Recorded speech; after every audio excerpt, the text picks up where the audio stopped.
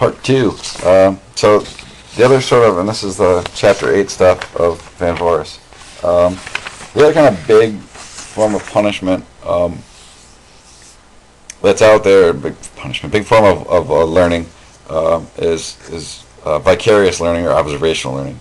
And so models that combine operant and classical and observational learning all in one model are typically called social learning models.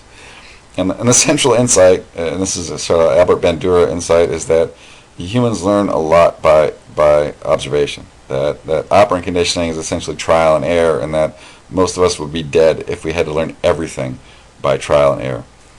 Most social learning theories and models for treatment also have a cognitive component, which we're going to sort of build in next week. Social learning has become a staple of correctional programming for a variety of reasons. Partly it has that behaviorism here and now. If you're corrections, you're trying to stop people from engaging in crime. You don't want a therapy that's going to last years, like psychoanalysis. You want something that sort of stops and changes people right now and deals with sort of here and now problems. It works. It's effective. It's efficient. You can do it in groups. It's cheap. And so for a variety of reasons, it is the mainstay of correctional treatment right now. So the central component, as I said, is what the addition to the other stuff we've talked about is observational learning. And hopefully most of you are familiar with the Bandura Bobo doll experiments. Basically, they just randomly divvied up a room of kids, and some of them saw a tape of a playroom with adults just interacting with all these different toys in a nice way. Some of them, the other half, the experimental group, saw the same playroom with parents interacting, and parents are sort of aggressively and beating the shit out of this Bobo doll, which is a blow-up doll with a weighted bottom. So when you tip it over, it comes right back up. And so then they release the beast. The kids run into this same playroom, and it's pretty obvious what's going to happen, right? The kids who observe their parents, the grown-ups beating the tar out of this doll, immediately go to the Bobo doll and start beating the tar out of it. The kids who didn't do that. And so it's a simple experiment, but it's sort of a profound implication that aggression and other delinquency isn't sort of natural, it's learned. And so in social learning theories, generally, the two big components are for crime are pro-criminal attitudes, sort of attitudes about the world that we learn that can promote crime. Like, a big example in crim theory is attitudes about respect or disrespect. So if somebody disrespects you, what's the proper response? In some neighborhoods, the proper response is to beat the crap out of them, or you're going to come off looking like a chump. Attitudes also include the sort of rationalizations we talked about earlier, when you say, well, it's not really hurting anybody, it's not that big of a deal, sometimes it's okay to kind of push the envelope a little bit. Whereas other people learn, hey, you have to respect the law. It doesn't matter in what context it is, or that it's never right to hit somebody. Doesn't matter what the context is. The other sort of big thing that comes out of criminological theory that's related to this is delinquent peer associations. So if you hang around with delinquent peers, that's the idea is that it's kind of who you're learning from. So they're serving as role models. They're providing some of these attitudes that people pick up about what's right and what's wrong. And these two things are amongst the strongest predictors we have of crime. And so one of the big issues is, like, who do we model and why do we model them? And we tend to, the psych literature is pretty clear that we tend to model our behavior off of people that we find attractive, that we see as kind of people that are like us, that people that are appear competent, and most importantly, people that are rewarded for their behavior. If you see somebody do something and they get clobbered for doing it, you're unlikely to kind of try that for yourself. Whereas if you see them get rewarded for that, you may be likely to try that same behavior yourself. And this obviously has implications for being a person, a counselor or a probation officer or somebody else working with offenders, in that you kind of first of all have to be a role model if you're going to influence behavior. That if you're kind of an ass, people aren't going to model their behavior off you, no matter how competent you are. And so the idea is that you're going to work with people, work with offenders, that you should be enthusiastic and warm and flexible, and that you should build a relationship with people, and in that way that you can then serve as a role model. And the other part of that is so if you're going to be a role model, then you have to engage in anti-criminal modeling and avoid sort of pro-criminal modeling. That if you're going to establish a relationship and with a person, that you should do things that promote pro-social behavior. And so when I talked before about not so good things I did when I was a halfway house manager, I did pretty much everything on here. I would sort of tolerate little things to avoid big problem behavior. So you let offenders get away with all this little stuff, and in exchange they sort of avoid doing stuff that's going to be a big hassle for you. So the use of con talk, the expression of cynicism towards the criminal justice system. Well, yeah, I know these rules suck and whatever, but just follow them so you can get through this program. When instead you should say, look, these rules are here for a reason. That here's all the things you did, and here's the consequences of those actions. So good role models in terms of corrections also, they model anti-criminal behaviors. They sort of are good at their job. They're competent. They show up on time. If there's homework, they actually grade the homework. They show good kind of management skills themselves.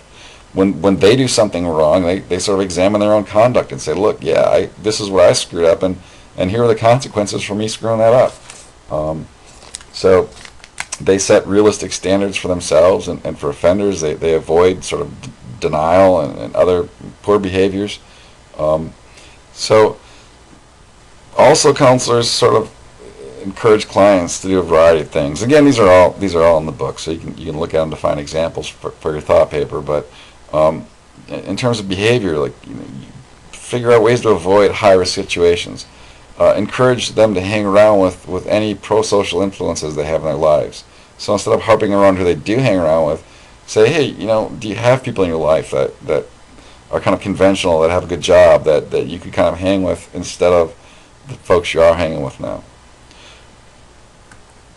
In the book, there's examples of a sort of a variety of places where social learning is put into practice in corrections. A good one in the book, they have this example of Achievement Place. I'm not going to go into the details now. You could read it if you want.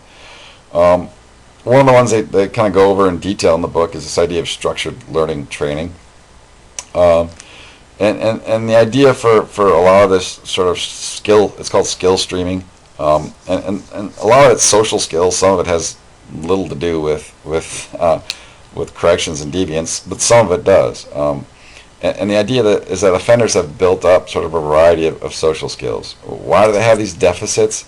In part because when you act like an ass as a child, other children avoid you. And so most people learn these skills either from their family or from sort of having to negotiate things in the playground and in the schoolyard and sort of building up that skill set as a child in playgroups. Well, if you don't have that, if you're getting ignored, if you're getting ostracized, that you don't develop those skills.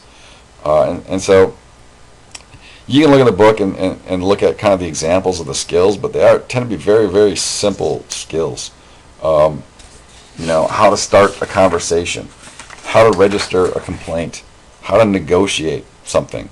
And so to do this, and this is the social learning part, you have a teacher, it's usually done in groups, they'll go over the skill in these very, very sort of mini steps. So, and one of the examples in the book is negotiation. Step 1, decide if you and the other person are having a difference of opinion. Step 2, tell the other person what you think of the problem. Step 3, ask the person what he or she thinks of the problem, and listen openly to their answer. Step 4, think about why the person feels the way they do, and think about their answer, and then finally you suggest a compromise. It really sounds hokey when you do it that way, but the idea is you kind of explain that skill, and then what the therapist will do will kind of model that skill and literally talk out loud. Like what they're thinking, they actually say out loud and in these little mini steps and talk through it. Okay, now I'm going to listen to what the other person says, and I have to remember to listen closely and to kind of imagine what they're thinking about this problem, and so on and so forth. And then the next step is that they do these sort of cheesy role-playing exercises where all the people in the group get a chance to sort of practice this. And they do it over and over in different role-playing skills, and they practice them. And then finally, they sort of generalize them to real situations. So if you're doing group, there's going to be conflict in that group. There's going to be things that happen. If it's an inpatient program, there's going to be things that happen during the week that you can bring to therapy, and arguments over what's on TV, arguments that happen between the clients. And so the idea is then you sort of bring these real situations into it, and then you run through the same sort of stuff. And so social learning is used as a way to sort of teach, right? The therapist is being the role model, and then when the client's doing it, the therapist is there to sort of reinforce and critique and provide feedback about how they're doing it and what they're doing. And then finally, you sort of do the same thing when you go through real situations. So social learning is how these skills were supposed to be learned, and you're kind of trying to recreate that same sort of circumstance in order to teach people all these skills. And so this structured learning training will go through multiple weeks and all sorts of different skills. And it's one of the central components in most what are called cognitive behavioral therapies. So the behavioral part is this social learning part of it. The cognitive part we're going to get to next week, but it's the same stuff. It's like how people think and what people think, and you still do the role modeling, and you still reinforce good stuff, and you still punish the not so good stuff. So those are the two, sort of the radical behaviorism component, which is the chapter 4 stuff, and the social learning perspective, which is the chapter 8 stuff. So that's all I got for this one.